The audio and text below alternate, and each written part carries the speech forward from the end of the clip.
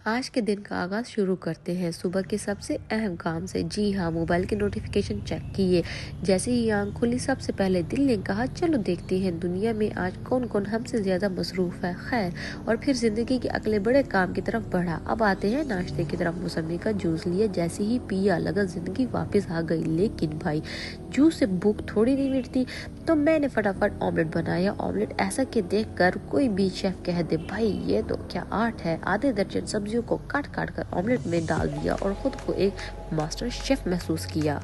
चलिए जी, ऑमलेट तो हमारा बहुत ही अच्छा बन गया। साथ एक स्लाइस और ब्लैक कॉफ़ी मैंने ली। फिर आई चाय की बारी। चाय का पहला सिप लिया तो लगा ज़िंदगी की गाड़ी ने ब्रेक छोड़ दी और एक बार फिर सीधा एक्सप्रेस मोड में आ गई। और चाय भी कोई आम चाय नहीं, बल्कि वो ख़ास चाय जो थकन को ख़त्म करके बंदे को ज़िंदगी के मकसद पर लगा देती है। वैसे तो चाय इतनी पीनी नहीं चाहिए, लेकिन ऐसे आजकल सर्दियों का मौसम है तो चाय का मूड तो करता ही है। इसलिए फिर मैंने शक्कर डाली और मैंने चाय अपनी शुरू कर दी बनाना। और इसको ऐसे झक मारे और ये बहुत ही मज़ेदार बन जाती है। इसमें दालचीनी भी डालती हूँ, मैं सौंफ भी डालती हूँ, इलायची भी डालती हूँ और एक लौंग भी डाल देती हूँ। और ये मज़ेदार कड़क से चाय रेडी हो गई मेरी। यहाँ मैं आपको एक टिप्पणी देती हूँ, चाय हमेशा दूध पत्ती नहीं पीनी चाहिए। पहले कहवा बनाएं अच्छे से, उसके अंदर दूध डालें, फिर उसको पकाएं और फिर चाय पिए इस तरह से। फिर बच्चों का नाश्ता तैयार किया, नगेट्स फ्राई किए, लंच पैक किया, दूध गर्म किया और दिल ही दिल में सोचा वाह, ये सब कुछ करने के बाद मैं एक सुपर हीरो क्यों नहीं कहलाती। अच्छा जी, आप बताएं आप लोग अपने बच्चों को नाश्ते में क्या देते हैं। मुझे तो यही नगेट समझ आता है। वैसे तो कहते हैं फ्रोज़न फूड नहीं देना चाहिए, जैसे चिप्स फ्रोज़न होती है, नगेट्स फ्रोज़न होते हैं, इनको नहीं देना चाहिए। लेकिन सुबह समझ आती कुछ नहीं है तो बस मैं यही दे देती हूँ। यहाँ सिलेंडर पर मैंने दूध बॉईल कर दिया क्योंकि गैस हमारी चली गई थी, इसलिए ये दूध इस तरह से कुछ बॉईल हो रहा है।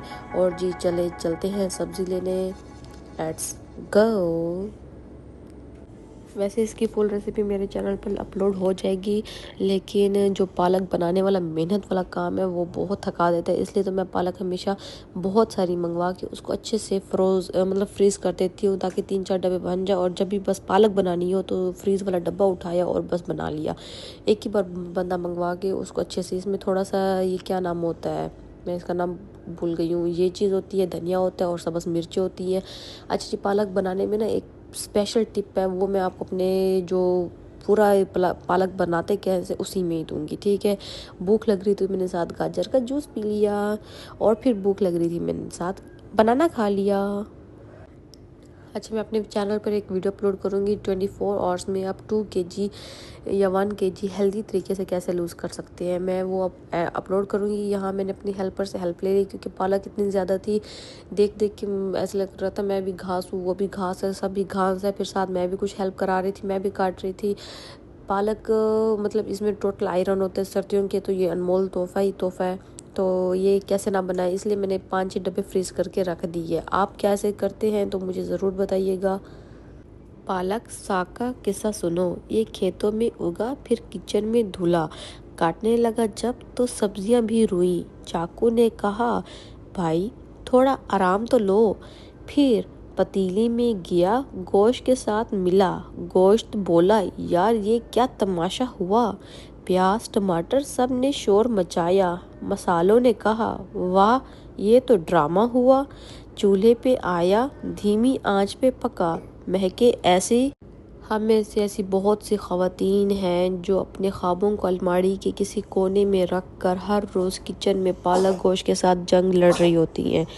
बात ये नहीं कि हम घर बैठे हैं, बात ये है कि हम वो सब कुछ कर रहे हैं जो दुनिया के बड़े CEO भी नहीं कर सकते। एक हाथ से बच्चा संभालना, दूसरे हाथ से चाय बनाना और दिमाग से अलग दिन की प्लानिंग करना, ये सब तो एक सुपर हीरो कर सकता है ना। लेकिन सवाल ये है कि हमारी ज़रूरियात तो पूरी हो जाती हैं, लेकिन हमारे शौक़ वो कौन पूरे करेगा। जैसे दिल कहता है एक बार अपनी कमाई से शॉपिंग करें तो लगा बंदा वाकई ज़िंदा है। जैसे हम अपनी ही कमाई से एक चाय का कप पी लें। अब मसला ये है कि हम पर्दे में बैठकर क्या करें। भाई पर्दे में रहकर भी बहुत कुछ हो सकता है। आजकल इंटरनेट है, दुनिया में एक क्लिक करना मतलब एक क्लिक कर लेना। खाना पकाने की महारत हो तो आप यूट्यूब चैनल बनाएं, आर्ट आता है तो इंस्टाग्राम स्टोर चलाएं, लिखने का शौक़ है तो ब्लॉगिंग करें, या अगर कुछ नहीं तो ऑनलाइन कोर्सेज बेचें, लोगों को सिखाएं। पर्दे में रहकर ऐसा धमाल डालें कि दुनिया कहे ये क्या कमाल हो गया।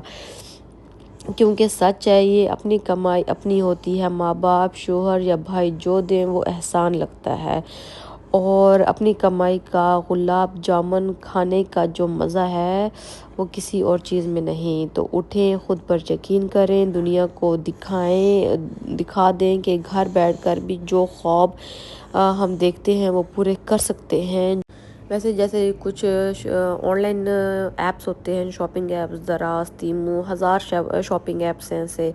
उनमें हमारे जो कुछ कार्ट में हम डाल देते हैं, चेकआउट का बटन दबाने के वक्त बजट कम हो जाता है या शोहर का मूड तभी ख़राब हो जाता है। दिल करता है एक बार सब कुछ ऑर्डर करें और पार्सल की कतारों दरवाजे पर देखकर दिल कहे वाह ये सब कुछ मेरा है। लेकिन हकीकत ये है कि शोहर का सवाल आता है ये सब क्यों लिया, और हमारा जवाब आता है सेल पर था।